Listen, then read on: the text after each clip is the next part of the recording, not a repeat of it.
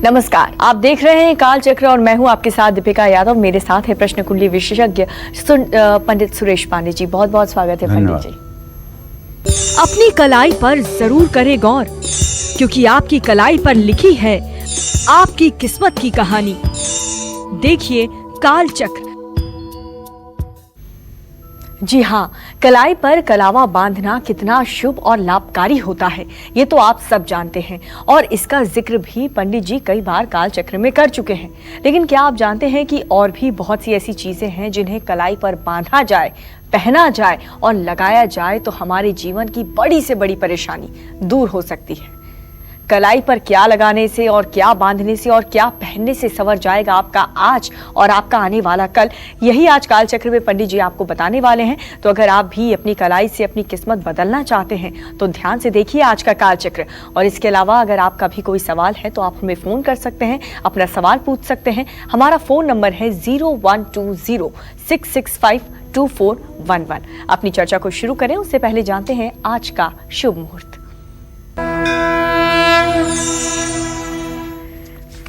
28 नवंबर 2020 दिन शनिवार। आज कार्तिक शुक्ल पक्ष की त्रयोदशी तिथि है, सुबह 10:21 तक।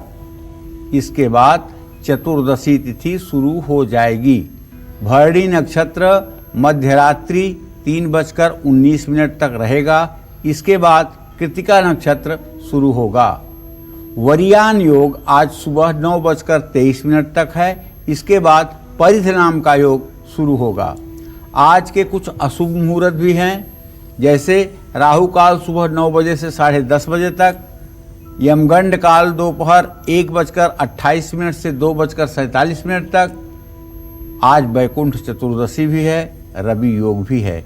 जो हमने अशुभ मुहूर्त बताए हैं उसमें किसी कार्य का शुभारंभ ना करें।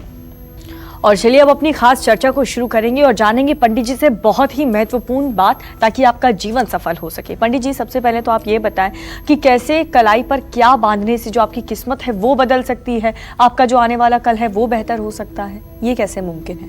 देखिए, ये कलाई पर ही क्यों, जो आप प्रश्न कर रही हैं कि कलाई पर ही बांध करके किस्मत क्यों बदलती है। आप गर्दन में तो नहीं कह रही हैं, कमर में नहीं कह रही हैं, हाथ में नहीं कह रही हैं, कलाई में आप इसलिए कह रही हैं। ये जो हमारी कलाई है, अंगूठे के नीचे का जो कलाई का भाग है मणिबंध का, यहाँ से तीनों नाड़ियाँ गुजरती हैं। इड़ा, पिंगला और सुषुम्ना, ये तीनों नाड़ियाँ गुजरती हैं और तीनों अलग अलग तरह से अपना संचलन करती हैं। ये तीनों नाड़ियों को ज्योतिष शास्त्र में कहा जाता है आदि नाड़ी, अंत नाड़ी, मध्य नाड़ी। आदि नाड़ी जो है वो इड़ा है, मध्य नाड़ी जो है सुषुम्ना है और अंत नाड़ी जो है वो पिंगला है। ये सांस हमारी 3 प्रकार से चलती है। बाएं स्वर से जब सांस हम लेते हैं बाईं तरफ से तो इड़ा नाड़ी है, दाहिनी तरफ से लेते हैं तो पिंगला है, और जब दोनों नाक से एक साथ श्वास चलता है तो उसको हम सुषुम्ना कहते हैं। ठीक है, सुषुम्ना का प्रवाह किसी मनुष्य के दिन भर में 4 बार होता है। एक बार ब्रह्म मुहूर्त में होता है 4 बजे से सूर्योदय के बीच में, एक बार दोपहर 11:15 बजे से 12:15 बजे के बीच में, और एक बार सूर्यास्त से 15 मिनट पहले 15 मिनट बाद की स्थिति में होता है, और एक मध्य रात्रि में। सुषुम्ना नाड़ी में कोई कार्य किया जाए वो नष्ट हो जाता है। सुषुम्ना नाड़ी में यात्रा करिए मर जाएंगे, गाड़ी खरीदिए जल जाएगी, घर बनाइए गिर जाएगा, किसी को कुछ बोल दीजिए गलत बात वो सच हो जाएगी, किसी के लिए अच्छी बात बोल दीजिए वो सच हो जाएगी। तो सुषुम्ना नाड़ी सिर्फ आशीर्वाद और वरदान के लिए प्रयोग की जाती है, और सुषुम्ना नाड़ी में सिर्फ पूजा विधान है। सिर्फ आप क्या करें, पूजा पाठ करें, क्योंकि उसमें आपकी समाधि की अवस्था लग जाती है और वो समाधि आपके लिए इतनी हितकर हो जाती है कि आप उसे छोड़ना नहीं चाहते हैं। जिस आदमी ने भी एक बार सुषुम्ना नाड़ी का आनंद लिया है वो आदमी सुषुम्ना नाड़ी को ही खोजेगा। तो देखिए, हमारे कलाई में 3 नाड़ियाँ होती हैं जो हमारे पूरे शरीर को संतुलित रखती हैं। इनका नाम है ज्योतिष की भाषा में आदि नाड़ी, अंत्य नाड़ी, मध्य नाड़ी। इसे आध्यात्मिक भाषा में कहते हैं इड़ा, पिंगला, सुषुम्ना। और इसका एक नाम और भी है, गंगा, यमुना, सरस्वती। गंगा बाईं नाक है, जमुना दाहिनी नाक है, सुषुम्ना दोनों नाक से है। आप कभी प्रयाग गए हैं? गए होंगे। वहां आप कहते हैं कि त्रिवेणी में स्नान करते हैं, और त्रिवेणी में गंगा, जमुना, सरस्वती तीनों में स्नान करते हैं। और जहां गंगा और जमुना का जल मिलता है वहां जरा ध्यान से देखिएगा, पश्चिम तरफ से आ रहा पानी हरे रंग का आता है, पूर्व तरफ से गंगा का पानी जो आता है वो सफेद रंग का आता है, और दोनों पानी जहां मिक्सचर होते हैं वहां एक तीसरा रंग बन जाता है, और वहीं लोग डुबकी लगाते हैं। यहां तक कि अगर किनारे पर नहीं, थोड़े से गंगा के अंदर ये बात हो रही है तो लोग नाव से जाकर के वहां नहाते हैं। तो वो जो दो रंग के पानी मिलते हैं और तीसरा रंग बनता है, उसी का नाम है सरस्वती। सरस्वती नदी कहीं आपने देखी है कि कहीं से बह रही है? नहीं ना। तो गंगा और जमुना का जो सम्मेलन होता है उसका नाम हो गया सरस्वती। तो इसी तरह से इड़ा और पिंगला जब एक साथ चल जाती हैं तो उसका नाम होता है सुषुम्ना। जो लोग अपनी तीनों नाड़ियों को संतुलित रखना चाहते हैं वो अपनी कलाई पे लाल रंग का कलावा जरूर बंधवाएं। एन बद्धो बलि राजा दानवेंद्रो महाबल तेन त्वाम प्रतिपथनामि रक्षे माचल माचल। इस मंत्र से अगर कलावा बांध दिया जाए, देखिए ये कलावा मैंने भी बांध रखा है और मुझे जब से होश है तब से जानता हूं कि कलावा के बिना कभी हाथ नहीं रहा है। एक तो नाड़ियां संतुलित होती हैं, दूसरे पुरुषों का प्रोस्टेट ग्लैंड जो होता है, पुरुषों का जो मतलब कि यूरिन से संबंधित जो ग्लैंड होता है वो इसके बार बार छूने से और यहाँ एक्यूप्रेशर करने से संतुलित हो जाता है, उस संबंधी रोग नहीं होता है। जो लोग अपने दाहिने हाथ पर हर समय कलावा धारण करते हैं, ऐसे पुरुष जल्दी पेशाब संबंधी रोग से कभी पीड़ित नहीं होते हैं। तो आपको बताना चाहूंगा कि सूर्य चंद्रमा भी संतुलित होते हैं, क्योंकि चंद्र नाड़ी है बाईं और सूर्य नाड़ी है दाहिनी, तो कहीं न कहीं से सूर्य का भी सामंजस्य ये दोनों नाड़ियां बनाती हैं। तो अगर जीवन में आ रही आपके सारी रुकावटें इसके बांधने के बाद दूर हो जाएं, तब आप समझिएगा कि इसका चमत्कार क्या है। हाँ, अगर आप थोड़ा सा पैसा खर्च कर सकते हैं तो कलाई में अपने आप चांदी या सोने का कड़ा और ब्रेसलेट धारण कर सकते हैं। नहीं तो ये कलावा तो आप बांध करके रखिए, इससे आपको मानसिक शांति मिलेगी, एकाग्रता मिलेगी, आत्मविश्वास में वृद्धि होगी और आपकी याददाश्त भी तेज हो जाएगी। ये सारे इतने लाभ हैं। तो कुंडली में अगर चंद्रमा आपके कमजोर है तो छोटी छोटी बातों पर भी आदमी बहुत जल्दी घबरा जाता है। क्यों घबराएगा भाई? इसलिए चंद्रमा मन का कारक है। चंद्रमा पर जब पापक ग्रहों की स्थिति बनेगी, पापक ग्रह की दृष्टि बनेगी, पापक ग्रह के प्रभाव में होगा या चंद्रमा शनि के साथ विष योग में होगा तो घबराहट नहीं तो क्या होगा। ऐसे में अपने दाहिने हाथ की कलाई में सफेद रंग का धागा आपको बांधना चाहिए। इसके लिए आपको लाल रंग का धागा नहीं बांधना चाहिए अगर आपको घबराहट होती है तो। और सौंफ और मिश्री का सेवन नित्य भोजन करने के बाद जरूर करना चाहिए। जय मां विंध्यवासिनी। और अब बात करेंगे मेष राशि वालों के राशिफल के बारे में। कैसी रहेगी इनकी आर्थिक स्थिति, कामकाज, रिश्ते और सेहत, साथ ही क्या है आज का उपाय, शुभ अंक और शुभ रंग।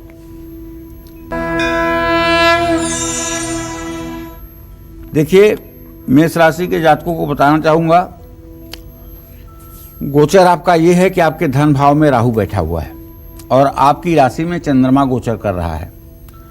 पैसों के मामले में लापरवाही न बरतें, पैसों के मामले में लापरवाही न बरतें और सहयोगियों से ना उलझें, समझदारी से काम लें। बच्चों के विवाह के चिंता में आज आपका दिन व्यतीत हो सकता है। ऐसी स्थिति में गलत खान पान के कारण पाचन तंत्र बिगड़ सकता है, इसलिए खान पान पर विशेष सावधानी बरतें। आज किसी के बारे में कोई अपशब्द या किसी की निंदा ना करें, यह भी आपके लिए लाभकारी होगा।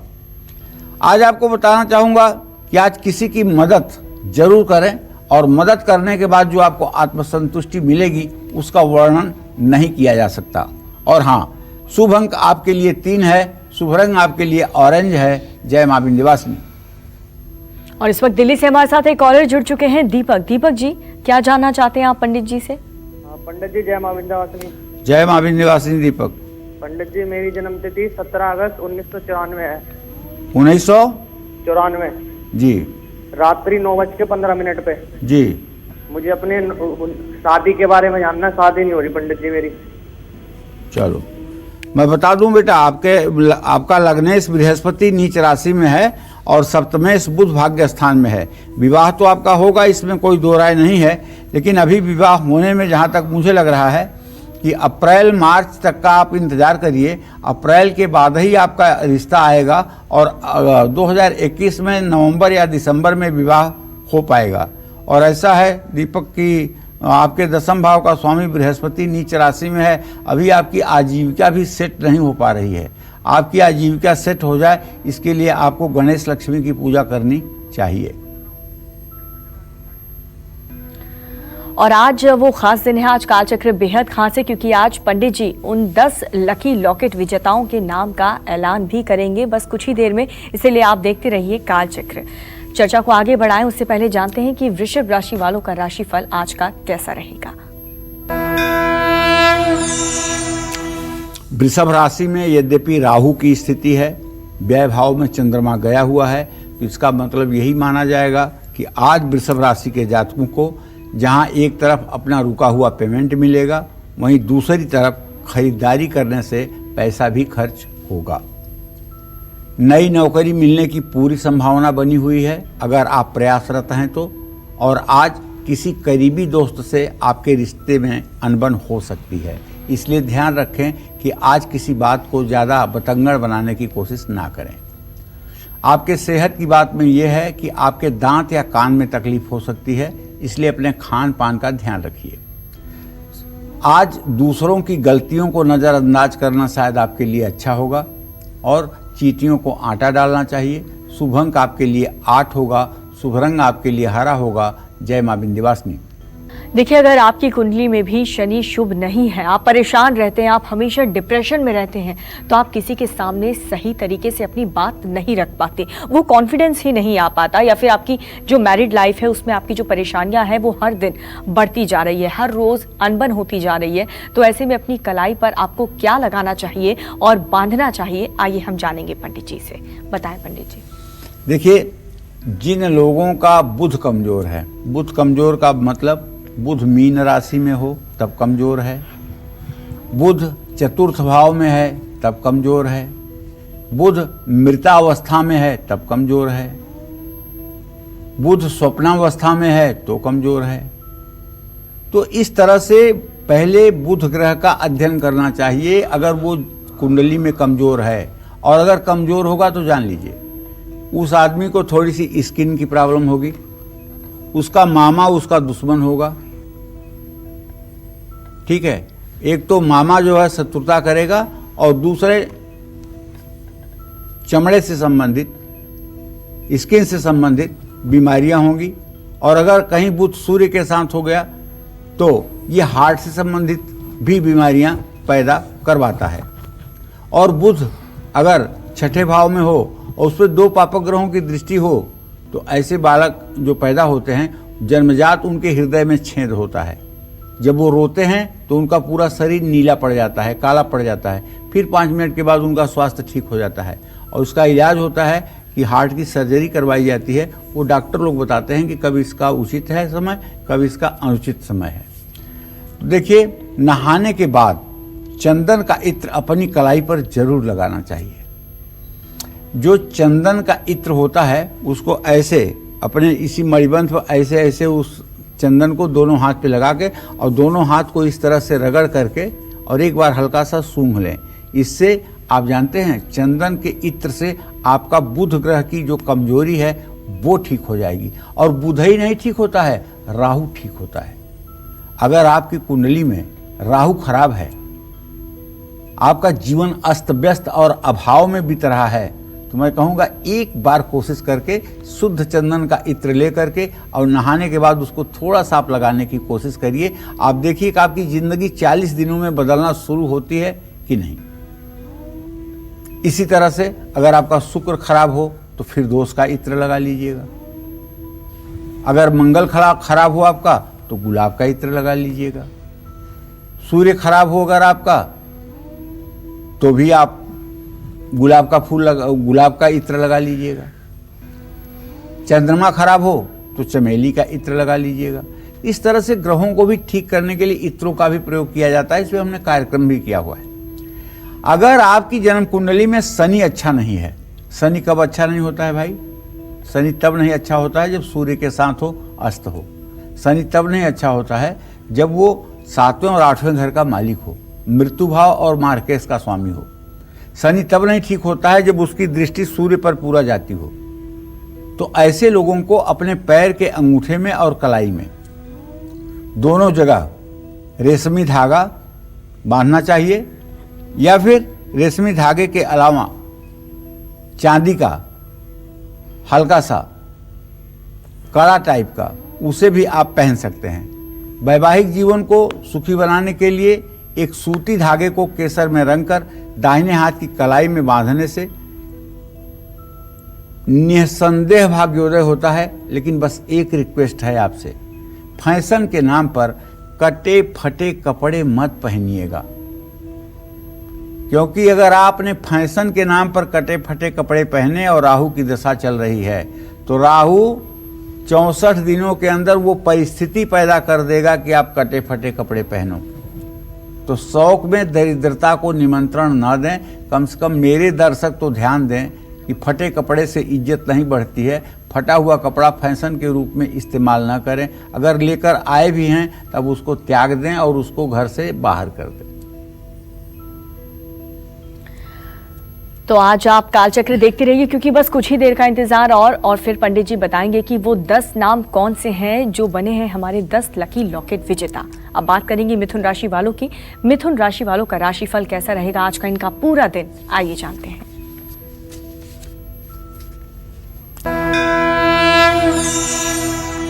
देखिए, मिथुन राशि का गोचर ये है कि आपके धन भाव का स्वामी चंद्रमा वो है आपके आमदनी के स्थान में।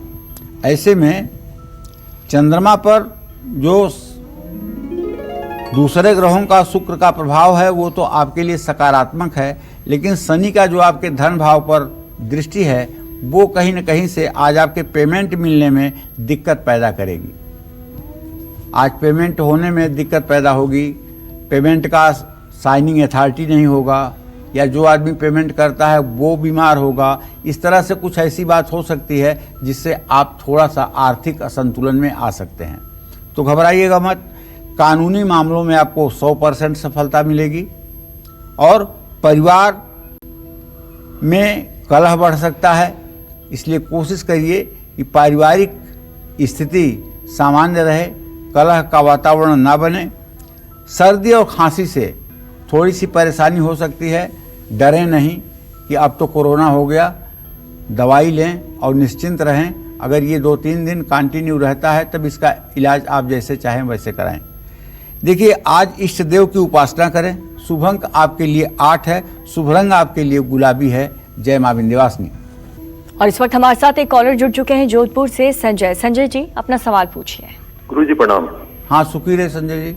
गुरु जी, मेरा डेट ऑफ बर्थ है 4 जनवरी 1987 और मेरा उम्र 33 हो चुका है। गुरु जी, मैं आपके चरणों में शीश रखकर प्रार्थना करूंगा। मेरे पास 6 साल से नौकरी नहीं है, मैं बहुत परेशान हो चुका हूँ, कोई आस नहीं है। गुरु जी, मेरे 2 प्रश्न है। पहला, मुझे नौकरी कब मिलेगी, और दूसरा, मेरा जो विवाह है जन्म स्थान के आसपास होगा या दूर? अच्छा, आपका और कोई नाम है कि केवल यही नाम है? नहीं गुरु जी, मेरा नाम संजय सोलंकी है, पूरा नाम। अच्छा, संजय सोलंकी। संजय बाबू, देखिए, आपके 10वें भाव में सूर्य बुध की युति बनी हुई है और लग्न शनि है। आजीविका का जो संसाधन ठीक नहीं हो पा रहा है उसका कारण मैं समझ रहा हूं मंगल ग्रह है। अगर आप नित्य ऋण मोचन मंगल स्तोत्र का 7 बार पाठ करना शुरू कर दें और मंगलवार को किसी हनुमान मंदिर में 100 ग्राम सिंदूर और 100 ग्राम चमेली का तेल दान करके आएं, और ये उपाय आप 7 मंगलवार करें, तो मैं पूरी गारंटी के साथ कह सकता हूं कि आपके आजीविका के क्षेत्र में कभी आपको परेशानी नहीं आएगी। और जब ये 7 बार सुबह 7 बार शाम ऋण मोचन मंगल स्तोत्र का पाठ आपका करते हुए 100 दिन व्यतीत हो जाएं, तो 100 दिनों के बाद आपको चाहिए, मंगल ग्रह का मंत्र है ओम अंग अंगारकाय नमः। ये मंत्र भी आप 10 माला जप करें। और संजय, एक बात जान लो बेटा, जो आपने प्रश्न किया है इसके आधार पर आपको एक ओपल का लॉकेट बनवा करके चांदी में और चांदी के चैन में शुक्रवार को गले में धारण करनी चाहिए। निश्चित रूप से इससे भी आपके जीवन में पॉजिटिविटी आएगी और इससे भी आपकी आर्थिक स्थिति में सुधार होगा। और अब बात करेंगे कर्क राशि वालों के राशिफल के बारे में। कैसा रहेगा आज का इनका पूरा दिन, आइए जानते हैं। देखिए, कर्क राशि का जो चंद्रमा है वो कर्क राशि को गुप्त बैरा दृष्टि से देख रहा है। गुप्त बैरा दृष्टि उसको कहते हैं जो ग्रह चौथे और 10वें स्थान को देखता है उसको गुप्त बैरा कहते हैं, और जो 7वें स्थान को देखता है उसको प्रत्यक्ष बैरा कहते हैं। तो यहाँ गुप्त बैरा दृष्टि बनी हुई है, तो इसलिए पैसों के मामले में आज आपका हाथ थोड़ा सा तंग रहेगा।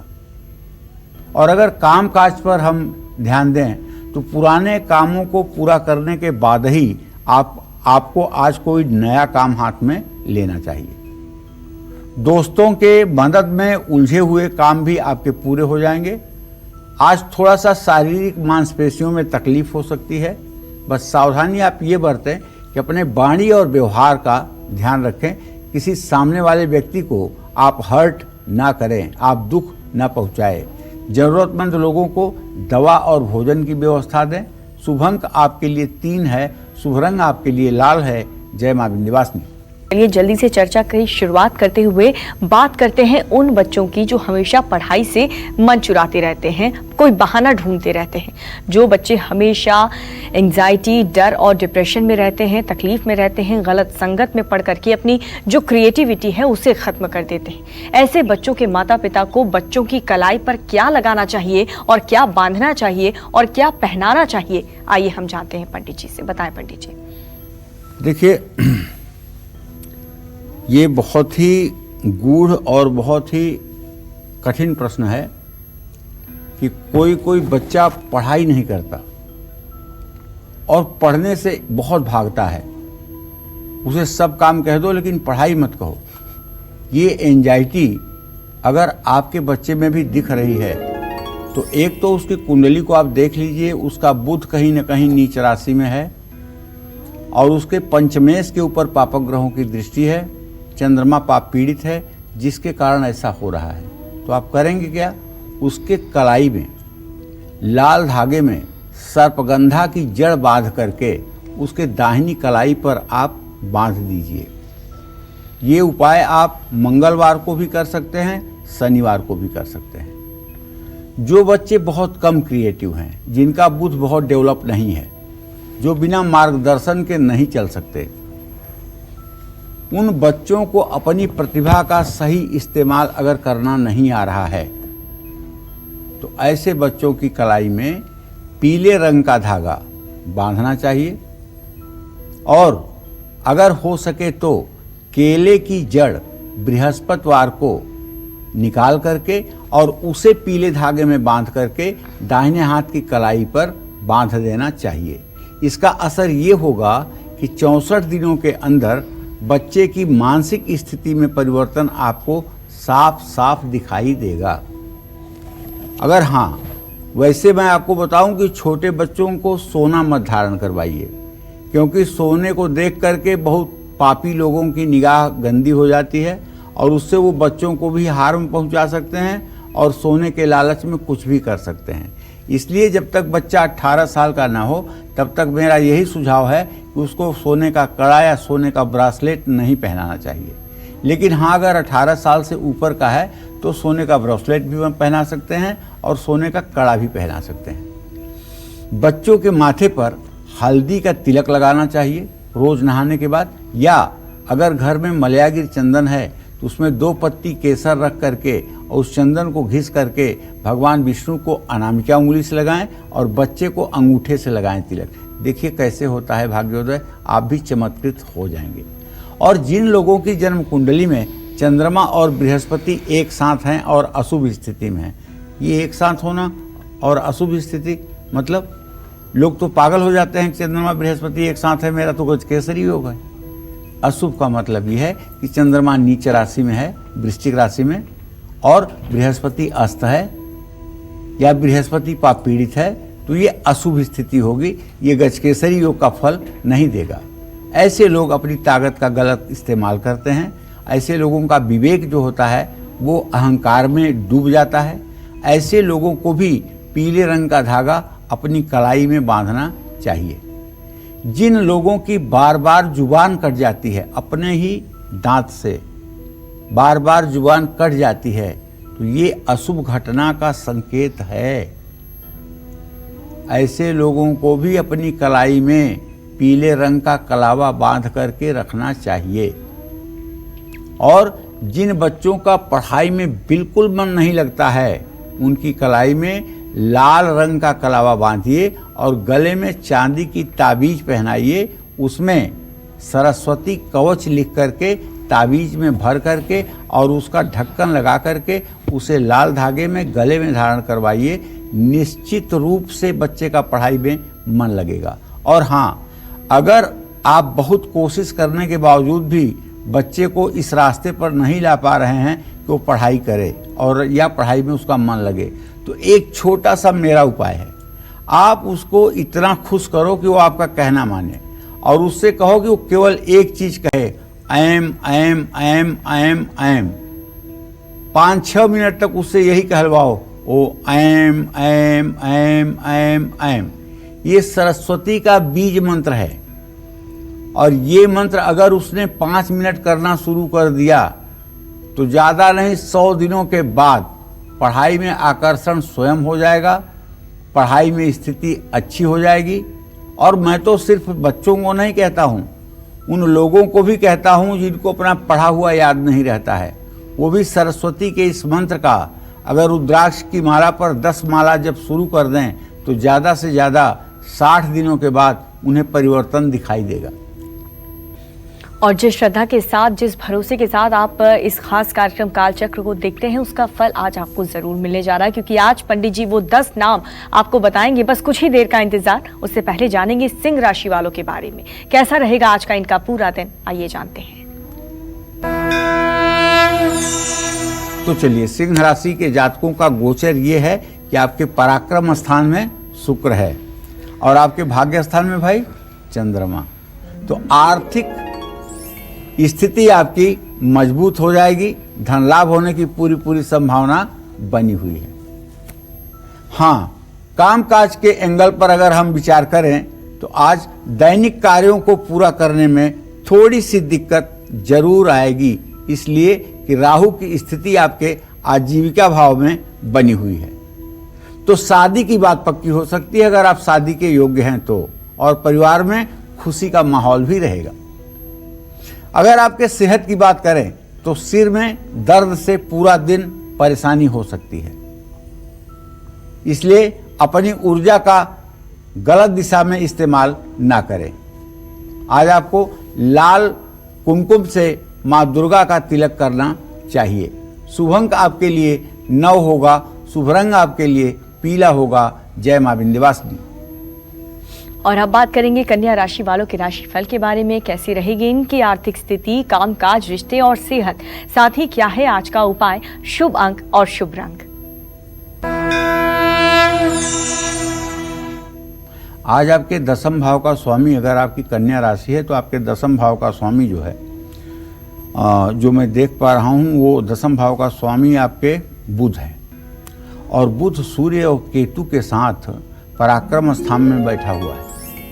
ये इसकी स्थिति अच्छी नहीं है, इसलिए अगर आप इनकम टैक्स, सेल टैक्स जमा करने में लापरवाही कर रहे हैं तो मैं आपको सुझाव दूंगा कि अपना जीएसटी और इनकम टैक्स ये नियम से भर दीजिए, वरना कुछ परेशानी ऐसी खड़ी हो जाएगी कि जिससे आपको ज़्यादा दिक्कत होगी।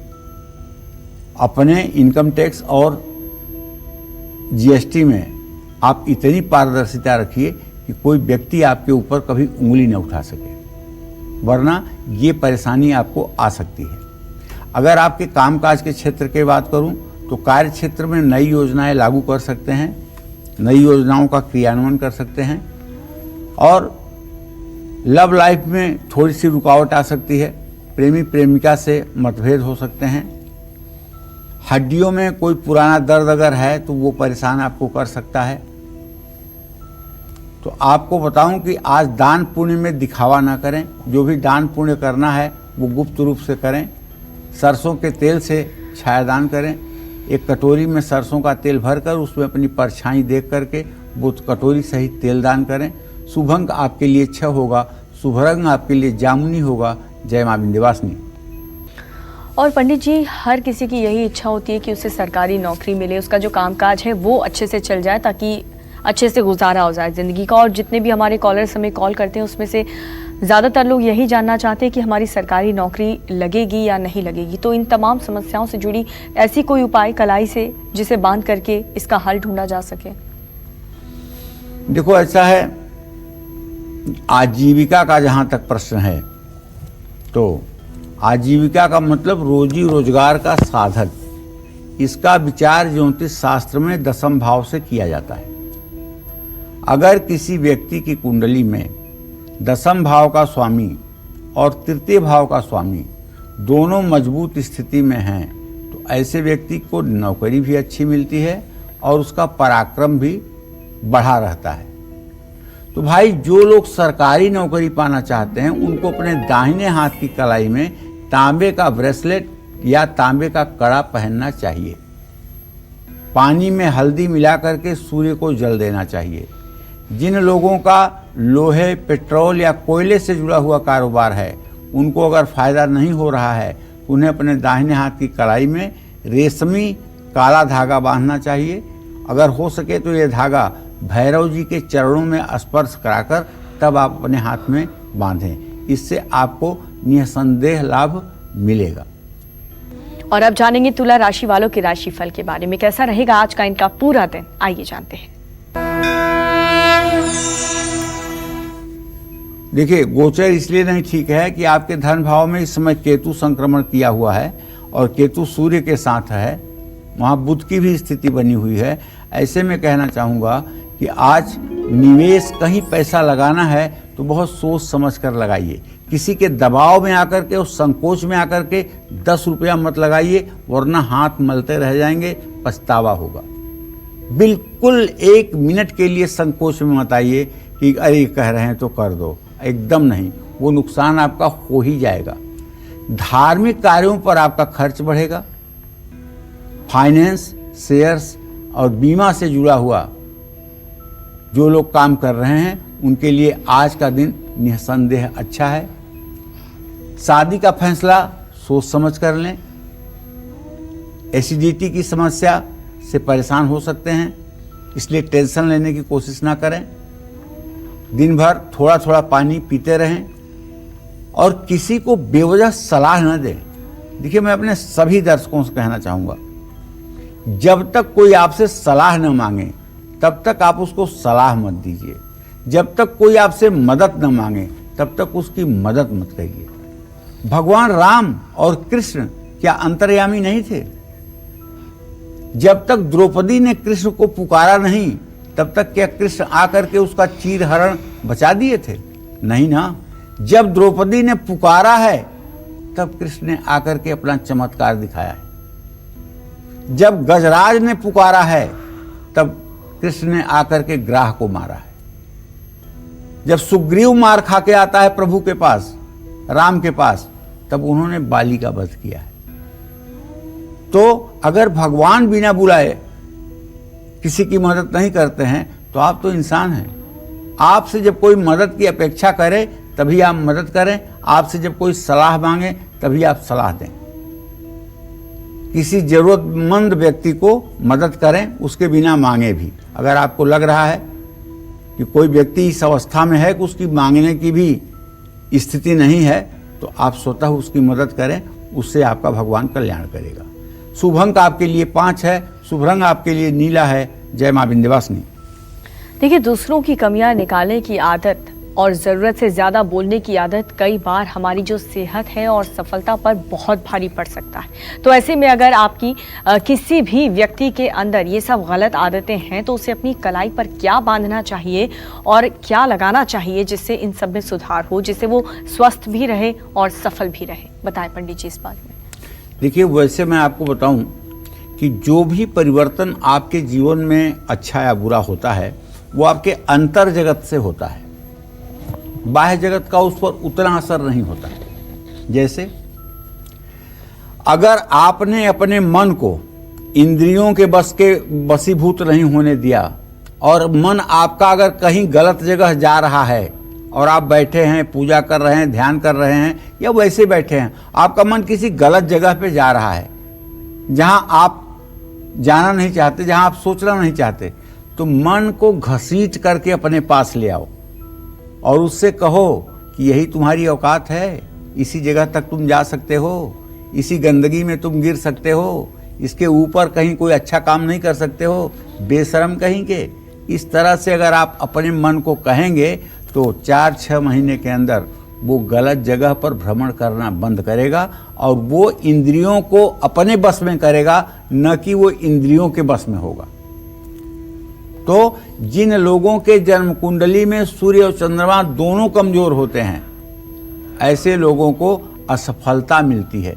देखिए, सूर्य चंद्रमा का मतलब अमावस्या के दिन अगर आपका जन्म होगा तो सूर्य और चंद्रमा दोनों एक साथ होंगे, और सूर्य चंद्रमा जब दोनों एक साथ होंगे तो ये अधम नाम का योग बनेगा, ज्योतिष शास्त्र में लिखा हुआ है। और अधम योग का मतलब होता है कि अगर आपने 100% मेहनत किया है तो 40% आपको रिजल्ट मिलेगा। अगर आपकी कुंडली में चंद्रमा केतु के साथ है या केतु की पूरी दृष्टि है तो ऐसे लोग प्लानर ही नहीं होते हैं, गुड प्लानिंग ही नहीं कर सकते हैं, और जो प्लानिंग नहीं कर सकते हैं वो सफल कैसे हो सकते हैं? ऐसे लोगों को दूसरों की कमियां निकालने की आदत होती है, छिद्रान्वेषण करते हैं। ये बहुत गलत बात है। एक पूरी शरीर है किसी की 84 अंगुल की और पूरे शरीर में पूरा व्यक्तित्व अच्छा है, लेकिन अगर कहीं 1 सेंटीमीटर घाव है तो मक्खी जाएगी उसी घाव पर बैठेगी। और अगर आपको किसी की अच्छाई नजर नहीं आती है, केवल उसकी एक बुराई आप ढूंढ लेते हैं और उसकी बुराई पर ही आप चर्चा करते हैं, तो विश्वास करें आप उस गंदगी पर बैठने वाली मक्खी से ऊपर नहीं है। अगर आप सिर्फ किसी की बुराई निकालते हैं, अच्छाई नहीं निकाल पाते हैं, तो आप उस मक्खी से ज्यादा कुछ नहीं है जो गंदगी पर बैठती है। क्योंकि हमें बुराई से क्या मतलब, हमें अच्छा देखना है, अच्छा सोचना है। हम जैसा सोचेंगे, जैसा देखेंगे, वैसा हम बनेंगे। तो ऐसे लोग जरूरत से ज्यादा अगर बोलते हैं, ऐसे लोगों को अपनी मां के हाथ से रक्षा सूत्र अर्थात कलावा अपनी कलाई में बंधवाना चाहिए।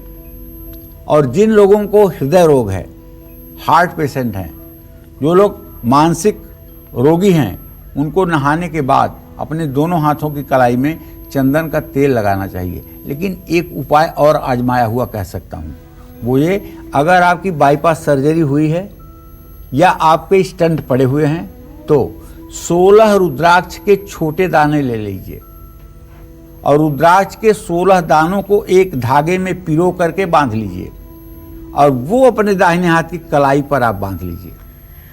फिर देखिए चमत्कार कैसे होता है। और इसको अपने हाथ में बंधा रहने दें, इसको निकालने की जरूरत नहीं है। थोड़े दिनों के अंदर ही आपको लगने लगेगा कि जैसे कोई बहुत बड़ी औषधि आपको काम कर रही है। इसे आप लगा सकते हैं अपने दाहिने हाथ पर 16 दाने रुद्राक्ष के। निश्चित रूप से ये किसी भी ब्रेसलेट, किसी भी धागे से और किसी भी प्रकार के चंदन से ज्यादा लाभकारी होगा। तो वो 10 लकी लॉकेट विजेताओं के नाम का ऐलान बस कुछ ही देर में पंडित जी करने वाले हैं, इसलिए आप बने रहिए कालचक्र के साथ और देखते रहिए कालचक्र। उससे पहले बात करेंगे वृश्चिक राशि वालों की, कैसा रहेगा आज का इनका पूरा दिन, आइए जानते हैं। तो वृश्चिक राशि में सूर्य, बुध, केतु 3 ग्रहों की स्थिति है और वृश्चिक राशि का स्वामी मंगल इस समय मीन राशि में गोचर कर रहा है। अच्छा है ना। प्रॉपर्टी के मामले में जहां भी आप आज मन लगाएंगे वहीं अच्छी डील आपको मिलेगी और उस डील से अगर आप प्रॉपर्टी में ब्रोकर का काम करते हैं तो बढ़िया धन लाभ होने की भी संभावना बनी हुई है। और आपको बताना चाहूंगा, पति पत्नी आपस में नोक झोंक कर सकते हैं। नया काम सोच समझ करके करिएगा, कोई समझौता आपके लिए भारी पड़ सकता है। पति पत्नी के बीच का नोक झोंक ज्यादा ठीक नहीं होगा। बदलते मौसम के कारण सर्दी जुकाम एलर्जी हो सकती है।